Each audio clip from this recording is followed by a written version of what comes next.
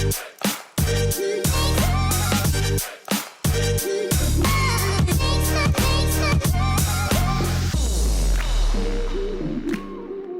everybody and welcome to this week's Motor Trade Radio podcast, brought to you in association with eBay Motors Group. This is Saturday the 22nd of May and you're joined by myself, Philip Nothard.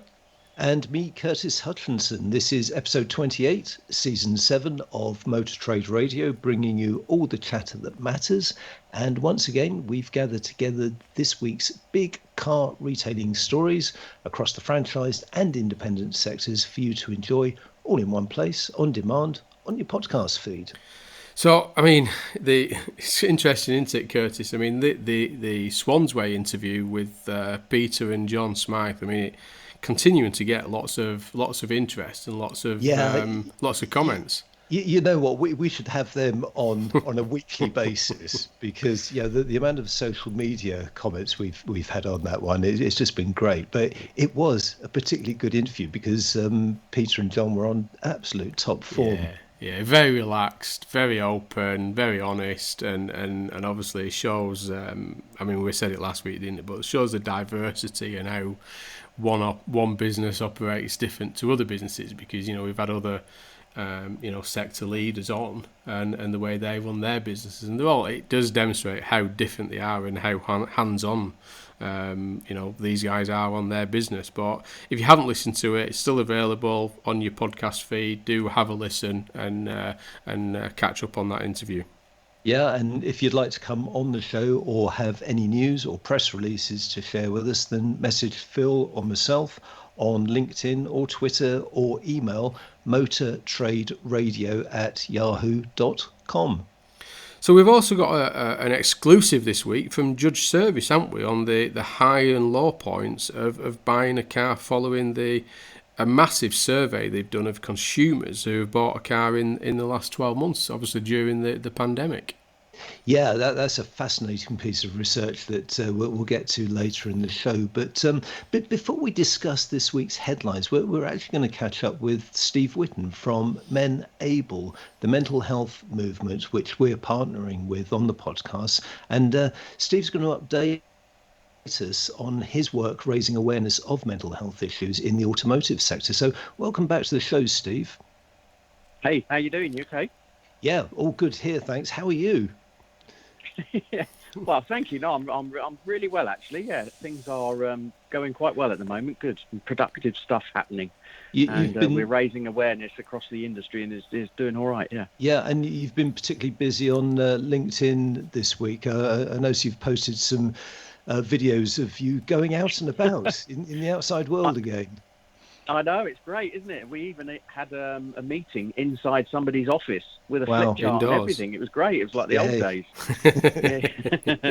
Socially distanced, of course, but it was great. And let's hope more of that happens fairly soon.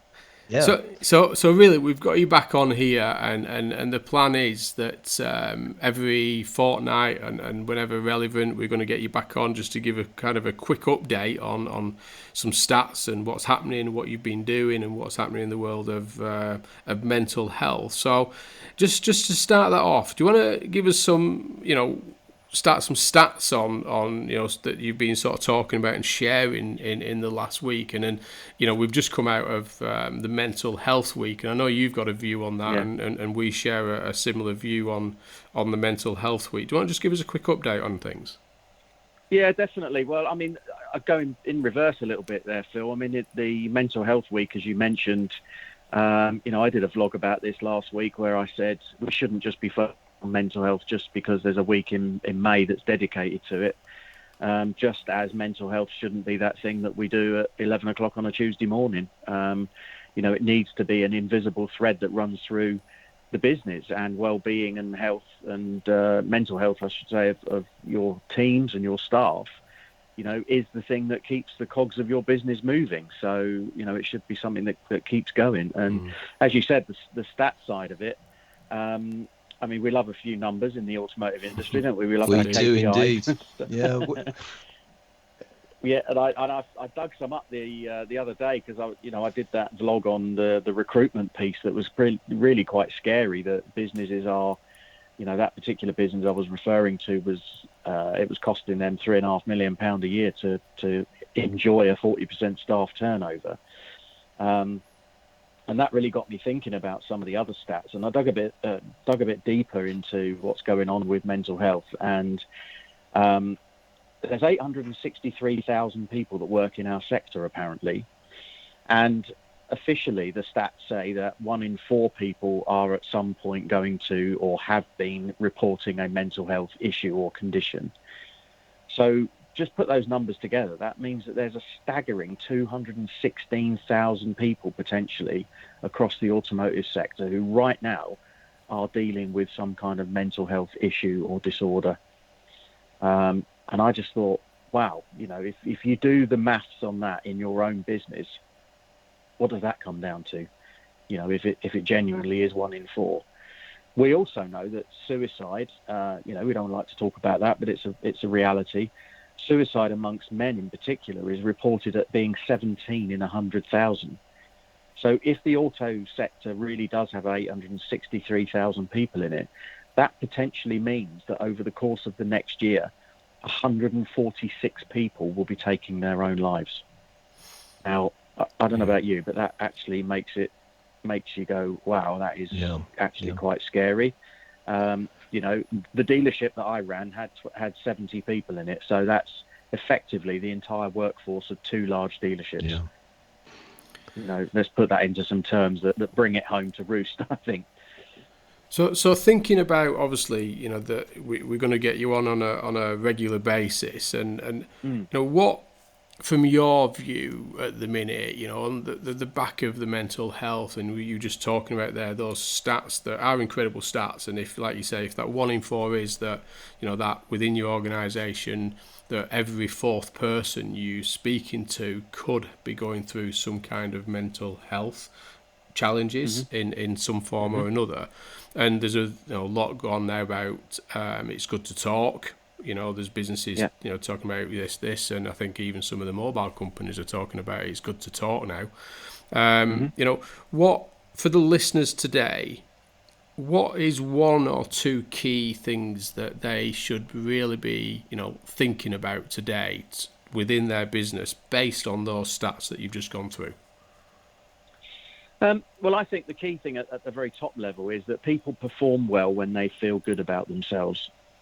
And, I think for many, many years, we've done a very good job, and men in particular, and I'm speaking from personal experience, we do a very good job of putting a mask on what's actually going on.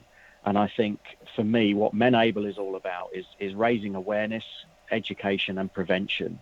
And we're starting at the top with CEOs, with managing directors, with senior leaders, and we're saying, it's your job to create an environment in which people can come forward and talk openly about what's going on for them. And whilst a lot of it is stuff that's happening for them outside, let's not forget that there will be contributors within the business that are affecting that as well.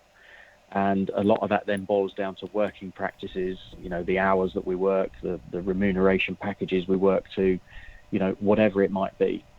And I'm not advocating wholesale review, but I am advocating wholesale evaluation and looking at, right, what's working and what's not working. And I think that's about talking. And Steve, anyone listening to the podcast today, if what you've said, if it does resonate with them, how can they get in touch with you and Menable?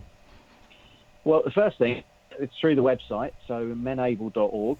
There's a contact form on there. There's even a thing where you can book a slot to have a chat with me or one of the team. And we're getting people reaching out to us all the time. And, I'm encouraged, if that's the right word, by the fact that there are people reaching out and saying, look, I've got these problems. So, it doesn't matter who you are, where you work in the industry, pick up the phone, get in touch. Menable.org is the first place.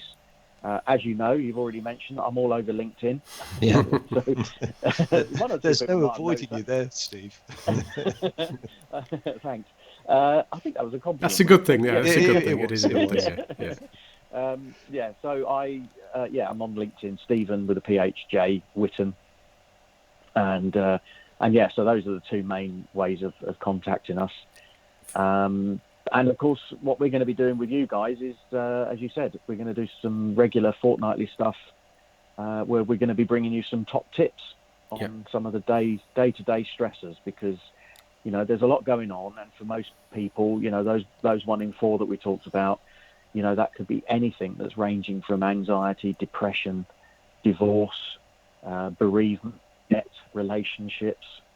I even had somebody mention the other day that they want to do some work to help managers in the industry understand menopause, which kind of took me by surprise. But then I thought, no, actually, that's a good point, because we're also about diversity and inclusion, and a wide range of ages in the workforce, and those are some of the very real issues that are going to come up. Yeah.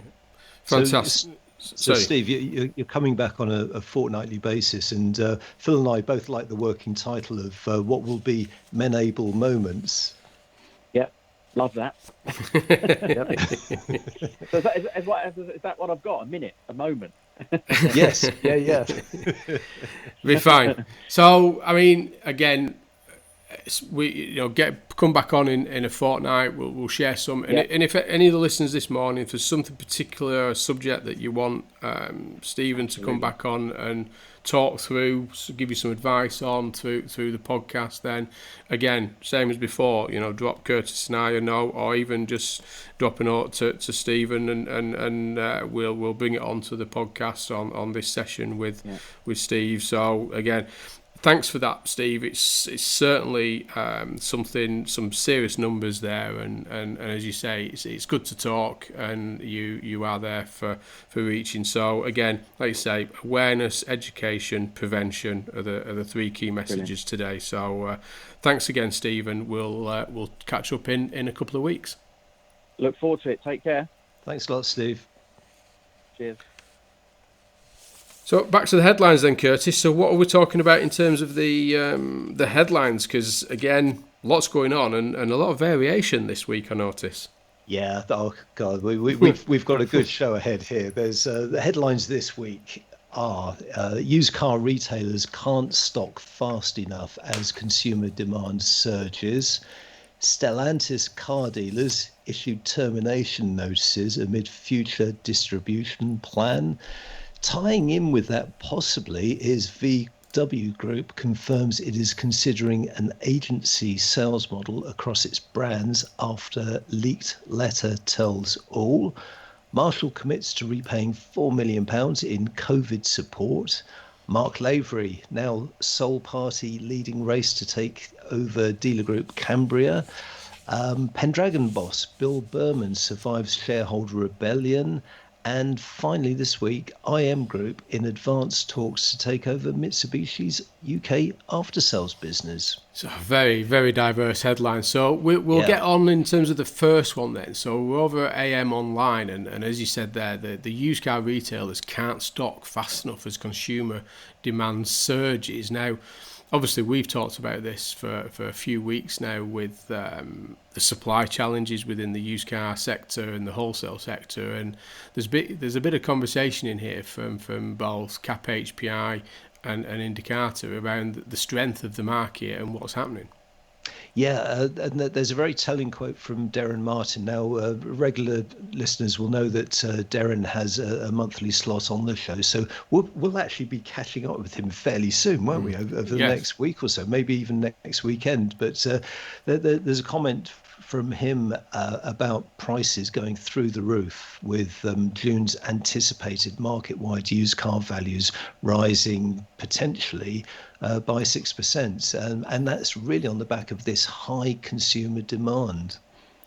Yeah, I mean it is driving. I mean, you've got a couple of things with this. Is supply is short. We've mentioned it a few times around what the impact of the new car market, what's happening in the rental leasing sector, not being able to get a hold of products, so therefore they're not defleeting products into the wholesale market. But at the end of the day, the dealers and the retailers need stock. And that is, that's driving that demand at the minute. Some may say that consumer demand isn't as high as it was that we saw in June of last year following the initial severe lockdown you can probably describe the first one as. Yeah. But, people are out in the market looking at swapping their cars, can't really get all the new cars because of the challenges of new vehicle supply that are forecast to get worse in the third and fourth quarter. So the sector feels that the third and fourth quarter will be worse for new vehicle supply and therefore could get worse for used cars. But as you say, Darren is due on the podcast in a week or so, and the values are rising daily at the minute in terms of that used vehicle stock.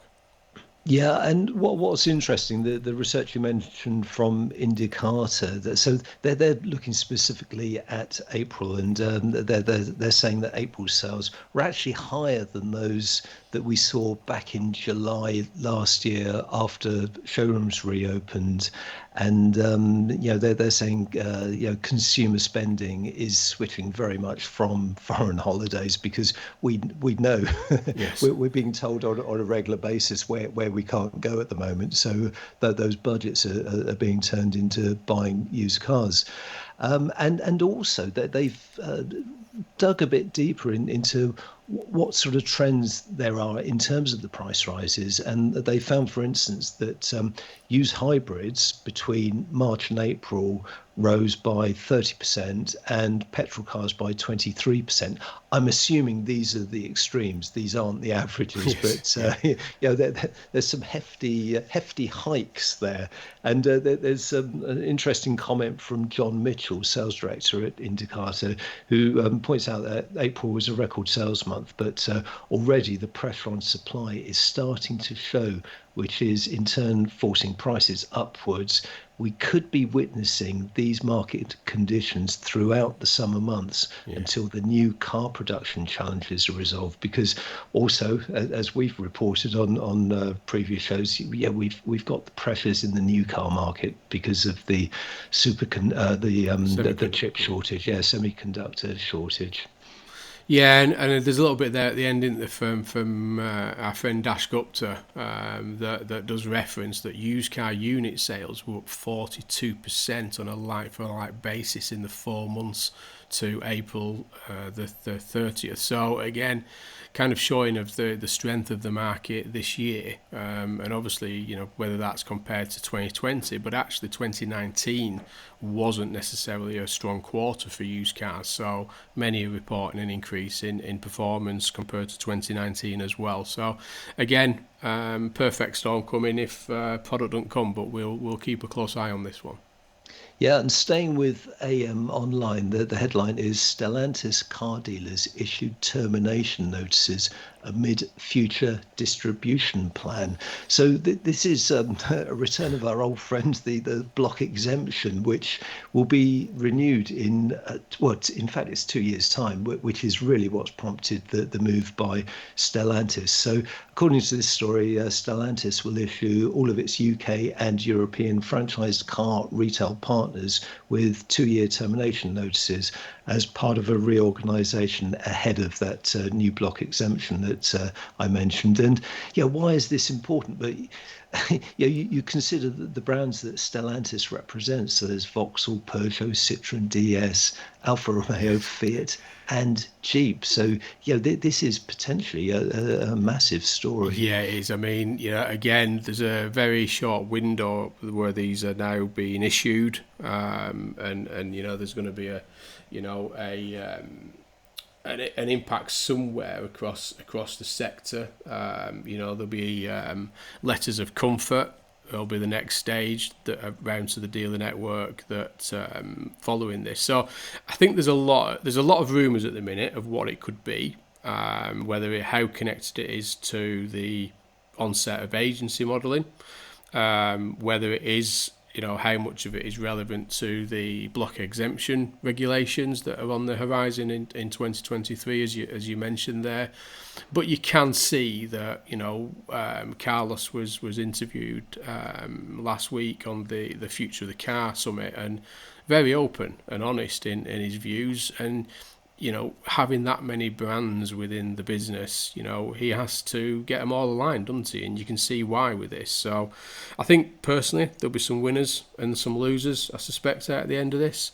They will be probably looking at consolidating some of the franchises. They'll be looking at realigning some of the franchises with partners that they want to work with. So again, I think there's a lot to come out of this, and we'll try and keep you up to date as it emerges. I like the way you're on first name terms with Carlos. Yes, sorry, yeah. you and Carlos. Me and Carlos, yeah, I'm sure he probably don't feel the same, but yeah.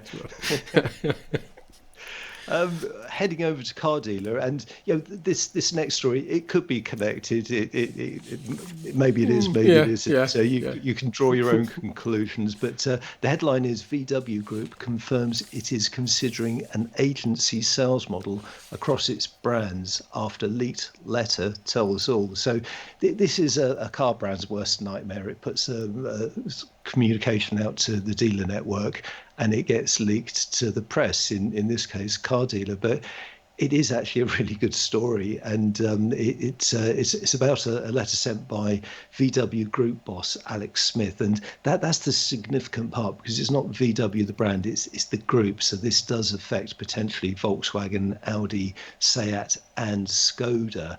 And the letter says the group is planning to introduce an agency sales model for electric vehicles, but this is thought to be a precursor to a wider rollout of agency sales across the VW Group on its other models.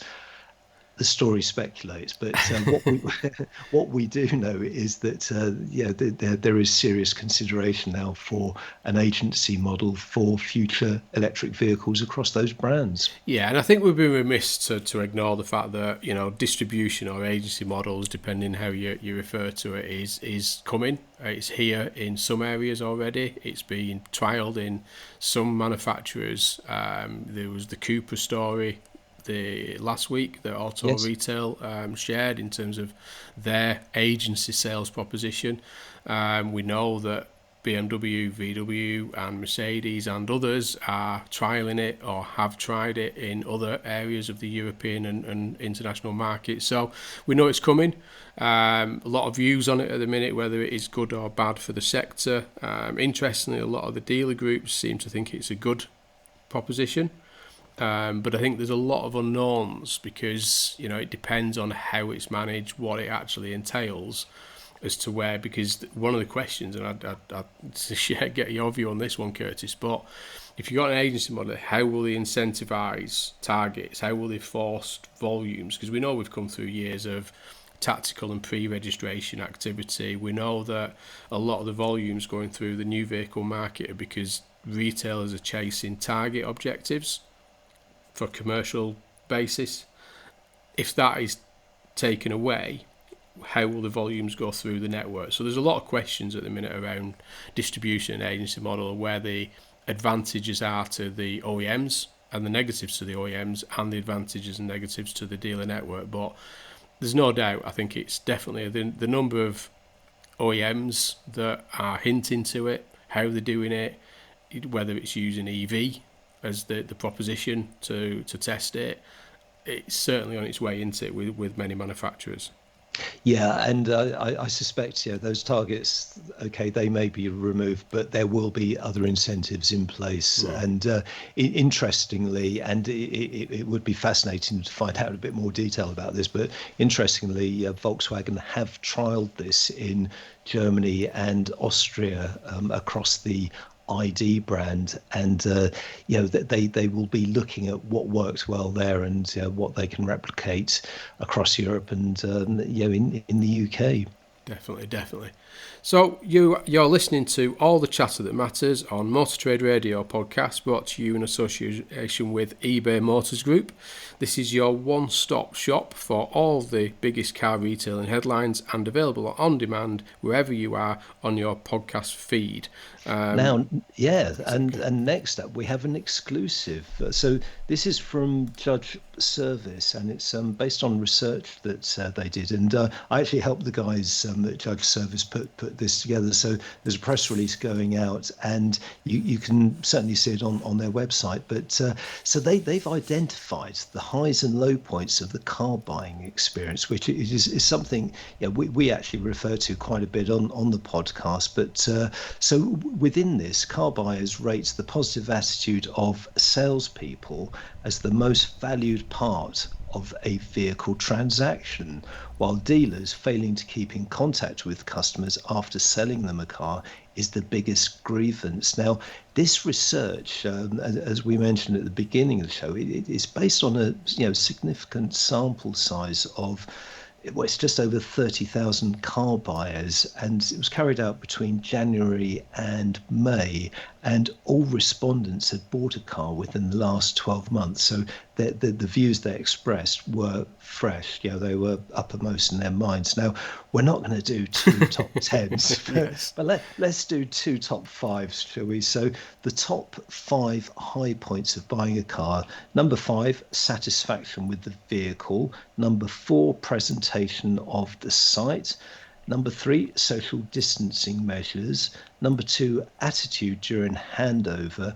And number 1, the attitude of the salesperson, which is what I mentioned earlier. Now, if we look at the top 5 low points, number 5, car interior and exterior cleanliness. Number 4, satisfaction with the vehicle.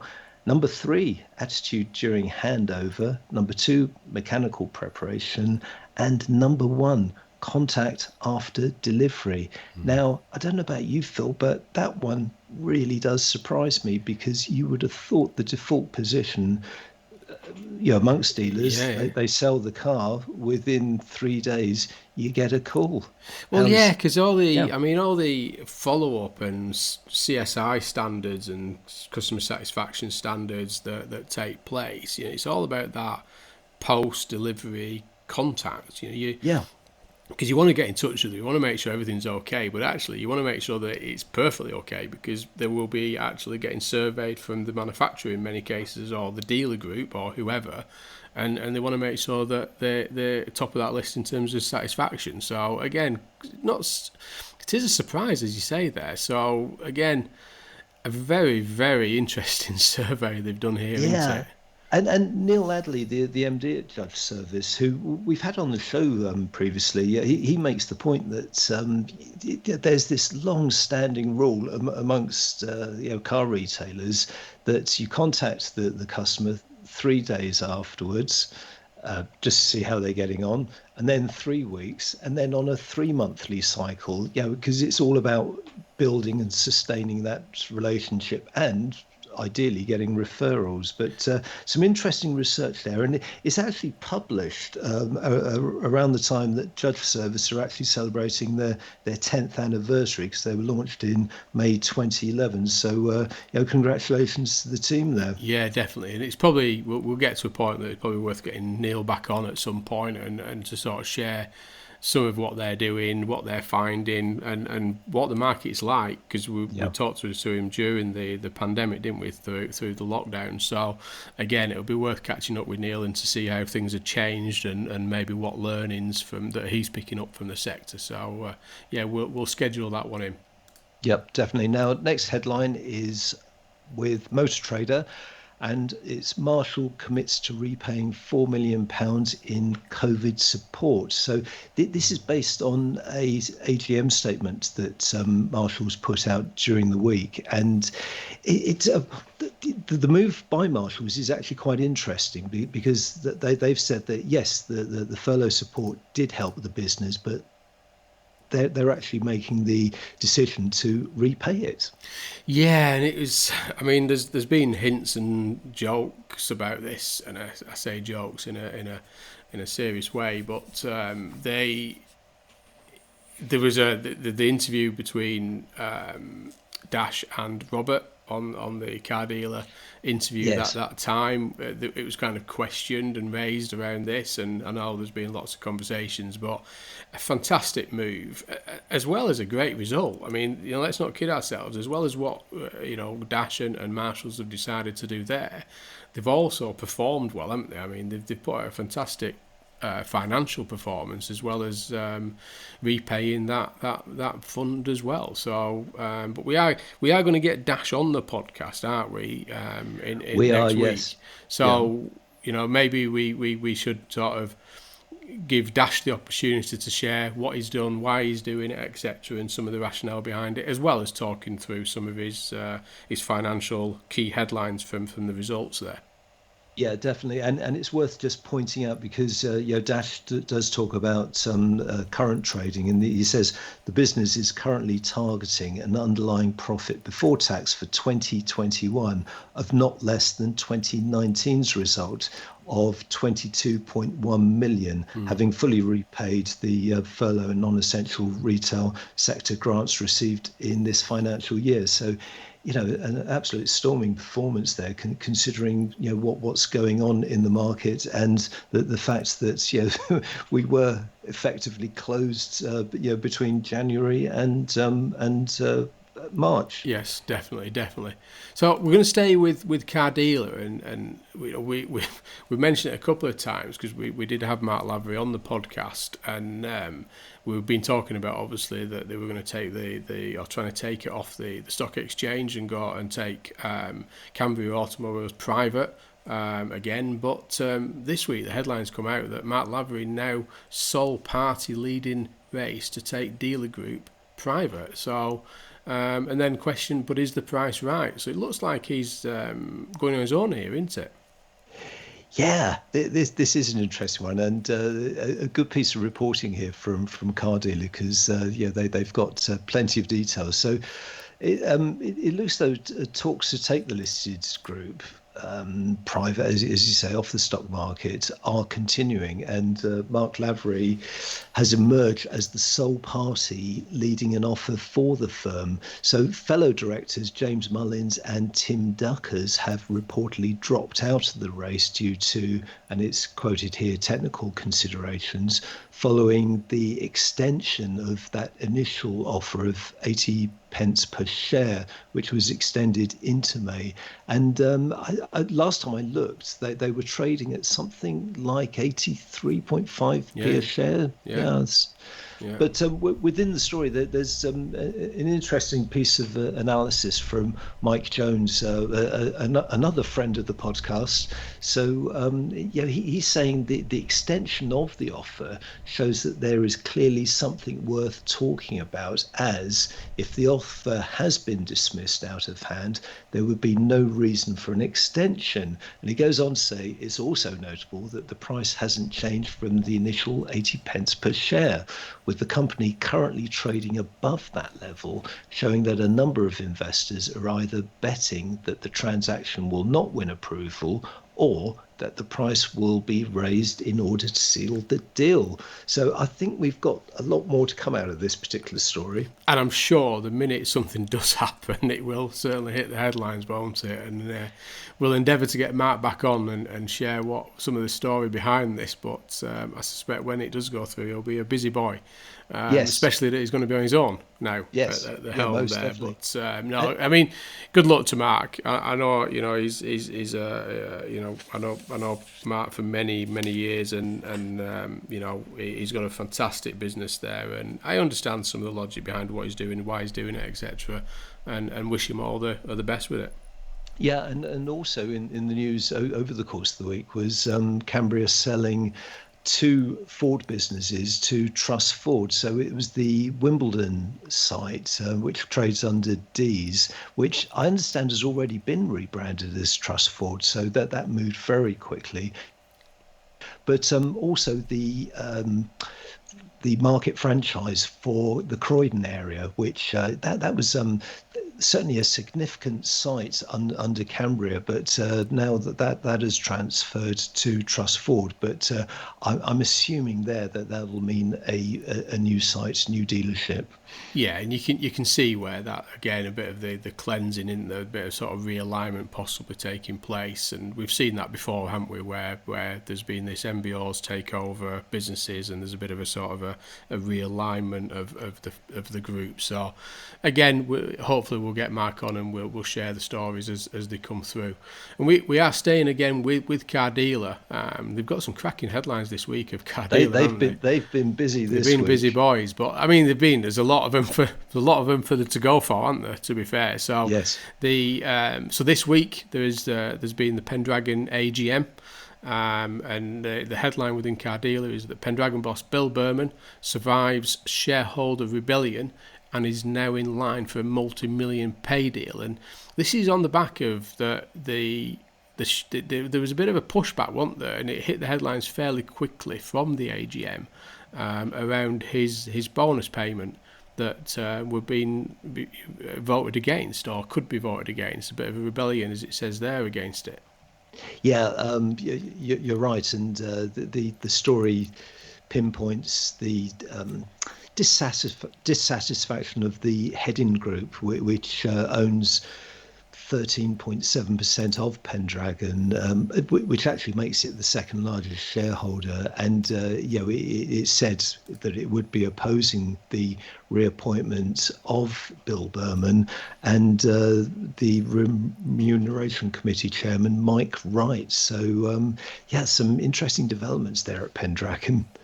Yeah, and again, it's kind of done now, isn't it? I mean, but it did get pushed back, but it has caused a little bit of sort of unrest, should we say, within it, between, as you say there, the Heading Group and obviously the business there. So again, it's going to be interesting because, to be fair, if you look at the performance of Pendragon, I mean, they've seriously performed, haven't they, in the last sort of 12 months since sort of Bill has taken over. He's certainly done well for the business. So again, maybe he feels that what he's done is worth it, and he's pushed hard. According to the story, his annual salary is £550,000, but taking into account a long-term incentive plan plus performance-related bonus, he now stands to make more than £3.2 million following that meeting. But as you say, the group has turned a corner, and that has happened on Bill Berman's watch. Yeah, definitely. So we've got and finally here. So we did say right at the start of this we would keep you up to date with any changes within the Mitsubishi Motors as they exited the UK for their vehicle supply, what was happening within the dealer network around the aftermarket, and then the rumours about obviously trying to bring them back in again, and then what's happening within the European market, is it in France and that they're going to be producing some of the Mitsubishi products still, but not in the UK. And the latest is the IM Group in advanced talks to take over Mitsubishi UK after sales operation. So again, it's a lot going on in this story, isn't there? Yeah, definitely. And so IM, International Motor Group, so that they're the importers of Subaru and Isuzu. So that already tells you that this is going to be a really, really good fit if the deal does actually go through. But it's purely for the UK after-sales business from Mitsubishi Motors. And this also follows the failed move by Basadoni Group, the UK distributor of SsangYong, which again, that would have been a good fit, but that didn't happen. But this still looks closer to being realised, and conversations are still ongoing. But the feedback from the network seems to be pretty positive. I saw a couple of comments during the week, and they were very supportive of this going through. No, and as you say, I mean, it is the perfect fit, isn't it? That the IM Group with the Mitsubishi brand and obviously the Subaru and the Isuzu as well. I mean, it couldn't be any more perfect, could it? It's just a shame those guys can't bring in the vehicles themselves into the UK. But I know, did those conversations take place initially? Did the Iron Group try and get the import rights? I'm not too sure on that one. You know what? It wouldn't surprise me because that's what they do, and they've done it successfully for many years now. And them bringing in Mitsubishi cars would make perfect sense. But I'm guessing that those decisions have already been made in Japan, because initially when we first reported on this, it was Mitsubishi in Japan withdrawing from continental Europe and the UK, so it was throughout Europe. But we ran an update a couple of months back saying that they were planning to build some cars in some Renault sites in France for the European market, so left-hand drive, which wouldn't be coming to the UK anyway. So I think this story has got to play out a little more, and I'm sure there'll be some other twists and turns before it's eventually realised. But the clock is ticking, because I think the new car sales side of the business ends at the end of this year. And like you say, I mean, the U-turns that have happened previously with Mitsubishi and Colt Car Company, I mean, you can't rule anything out, can you, at the minute? No. Like you say, there was a couple of U-turns already that we've seen and reported on. So again, good luck. I think anything with Mitsubishi, we know that it's been a very popular brand within the UK market, and it certainly has got a very strong after sales operation across the UK. So again, any help on that, if I am can secure it and sits alongside, as you say, Subaru and Isuzu, then perfect fit, and hopefully those dealers that have retained the after sales can start to benefit from it. So good luck to that one. So that's all for now. You've been listening to the weekly Motor Trade Radio podcast, brought to you in association with eBay Motors Group. Thanks for joining us for all the chatter that matters. Philip and I are back again during the week, talking to Marshall Motors boss Dash Gupta about the group's latest financials, that decision to hand back furlough payments, and much more. So check your podcast feed from Wednesday for that. Until then, it's goodbye from me. And it's goodbye from him.